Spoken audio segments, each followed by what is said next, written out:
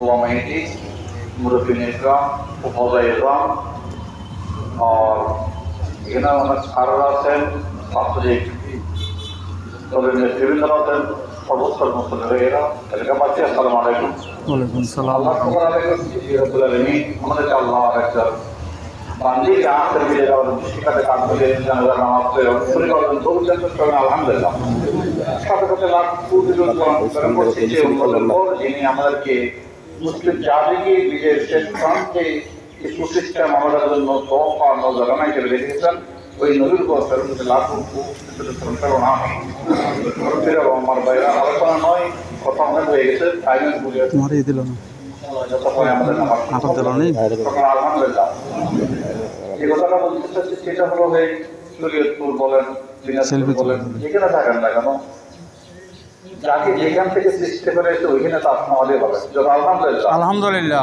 বাকিটা হলো যে খেয়াল ধারণা চিন্তা। অনেকে নিয়ত করে যে আমি ওদের অনর্থে যদি মারা যায় আমার লাভ দিকে না নিও না, তার মানে হলো দেখা যাচ্ছে মারাই গেছে এবং তার লাভ ওইখানে দাপন করেছে, তার মানে আল্লাহ তো দিতে বরাদ্দ করেছিলেন।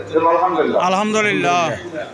আমরা মানুষ আল্লাহ আমাদেরকে সৃষ্টি তারা হিসেবে পৃথিবীতে প্রেরণ করছেন, ঠিক আছে, তবে আল্লাহ এই কথা জানিয়েছেন আইনামা ইউদরিকুল মাউত আলা কুল্লি বুরুজিন মুশাইয়্যাদা, মওত থেকে বাঁচার জন্য যথেষ্ট চেষ্টা করো, লোহার পিঞ্জিরা বানায় সেখানে যদি আবদ্ধ হয়ে যদি বাঁচার জন্য চেষ্টা করে বাঁচতে পারবো না।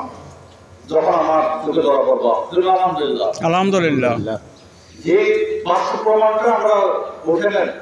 কিছুদিন আগে যে ঢাকার মধ্যে যে একটা দুর্ঘটনা, ট্রেন দুর্ঘটনা হয়ে গেল, এটা থেকে যদি আমরা আগাই তাহলে আমাদের আর বুঝার কিছু দরকার হয় না। আল্লাহ বলতেছেন লেটুল আমাদের আদালত একটা হলো নির্দিষ্ট সমস্যায় চলে যেতে হবে।